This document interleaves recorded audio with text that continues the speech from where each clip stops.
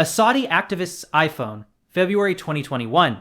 In February 2021, a researcher at the University of Toronto sat down with the forensic image of an iPhone belonging to a Saudi human rights activist. The phone was fully updated, the owner had not clicked anything. He had not opened a strange message, he had not downloaded a file, and yet, sitting inside the system logs was a working piece of software that should not have existed. Stop and think about that for a second. The phone in your hand right now, the one you trust with your bank, your messages, your photos, your location, your face. The story you are about to hear is the story of how a phone exactly like yours can be taken over before it ever rings. The rule that just got broken, most cyber attacks need you to make a mistake. Phishing needs a click. SIM swaps need someone at a phone company to be tricked. Ransomware usually needs a download. The advice you have heard your whole digital life, do not click strange links, do not open weird attachments, use a strong password. All of it assumes one thing, that you are involved. A zero-click attack throws that rule in the bin. There is no link to ignore, there is no decision to make. The phone does the wrong thing all by itself, the moment a message arrives, before you ever look at the screen. Google's elite Project Zero team would later describe the kind of exploit we are about to walk through as, in their words, a weapon against which there is no defense. Hold on to that line, we will come back to it. Ahmed Mansour and the $1 Million Dissident, 2016. To understand what changed in 2021, we have to go back to August 2016. A human rights defender in the United Arab Emirates named Ahmed Mansour received a suspicious text message promising secrets about prisoners. Instead of tapping it, Mansour did something most people would never do. He forwarded it to researchers at Citizen Lab. What they found became known as the $1 Million Dissident case, the moment the world learned the name of an Israeli company called NSO Group and its flagship surveillance product, Pegasus. Lookout and Citizen Lab confirmed 3 previously unknown iOS vulnerabilities chained together in that single text. It was state-grade spyware, sold commercially. But notice the crucial detail. In 2016, the attack still needed Mansour to tap the link. The user was still in the loop. 5 years later, the loop closed. Forced entry, the day the tap disappeared, September 2021. On September 7th, 2021, Citizen Lab published a report that rattled the security community. While analyzing the phone of that Saudi activist, they had captured an actual working zero-click exploit aimed at iMessage. They named it FORCEDENTRY. Apple assigned it the identifier CVE 202130860. And on September 13, 2021, Apple shipped an emergency patch, iOS 14.8, to over 1 billion devices. Now, here is where the story gets strange. The doorway into the iPhone was not some futuristic AI vulnerability. It was a feature designed for compressing scanned fax pages in the 1990s. An obscure black and white image format called JPEG-2.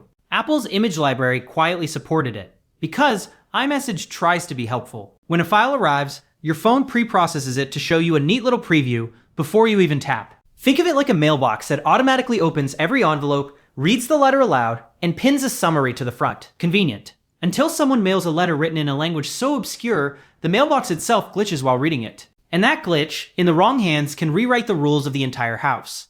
What Project Zero found inside in December 2021, Google's Ian Beer and Samuel Gross published a deep technical breakdown of FORCEDENTRY and described it as one of the most technically sophisticated exploits they had ever seen, on par with elite nation-state tooling. Without getting anywhere near a how-to, here is the mind-bending part they uncovered. The attackers did not just crash the image decoder, they tricked it. The malicious file was disguised as one thing and was actually another, and inside it were instructions that turned the phone's own image decompression engine into a tiny improvised computer. A computer running attacker logic inside a feature meant to show you a thumbnail.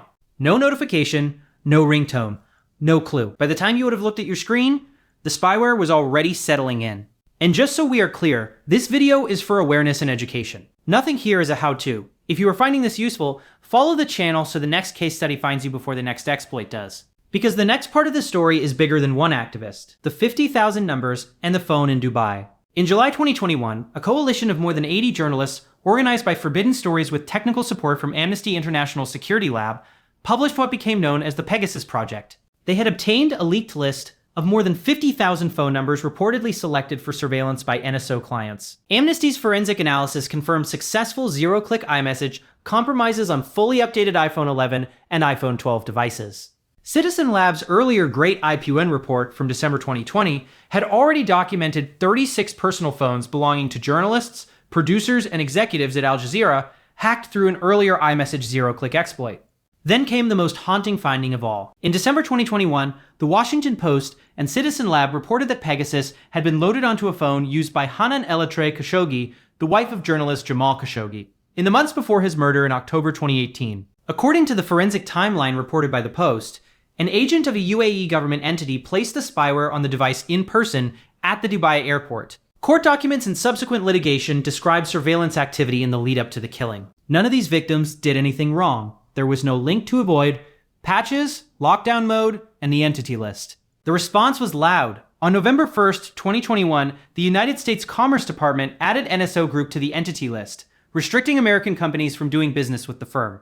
In 2022, Apple introduced lockdown mode in iOS 16, an opt-in setting that strips away many of the convenience features, including aggressive iMessage attachment previews that zero-click chains rely on. Read between the lines, and that is a quiet admission from Apple itself. The convenience surface is the problem. So, problem solved, right? The patches landed, the sanctions landed, the headlines moved on. Except they shouldn't have. LastPass, triangulation, and the $4 million verdict on September 7th, 2023, exactly 2 years to the week after FORCEDENTRY, Citizen Lab disclosed another NSO zero-click exploit chain hitting fully updated iPhones. This one, called LastPass, tracked as CVA 2023 4106, 4 and CVA 2023 4106. Apple patched it the same day. Months earlier, in June 2023, Kaspersky's own researchers revealed Operation Triangulation, a separate, still partially unattributed campaign that had used a chain of 4 zero-day vulnerabilities, including an undocumented hardware feature to infect Kaspersky's own employees through iMessage. The same attack surface, weaponized by someone else. Then came the courtroom. WhatsApp had sued NSO Group in 2019, alleging Pegasus had been pushed at roughly 1,400 of its users in about 20 countries during a 2-week stretch in May 2019. On May 6, 2025, a California federal jury awarded WhatsApp's parent Meta $167 million in punitive damages. In October 2025, the trial judge reduced that figure to roughly $4 million, but issued a permanent injunction barring NSO from targeting WhatsApp users. Remember that Project Zero line? A weapon against which there is no defense? The patches help. The lawsuits help. But the door that JBIG2 cracked open is now a door other actors know exists. What this means for the phone in your pocket.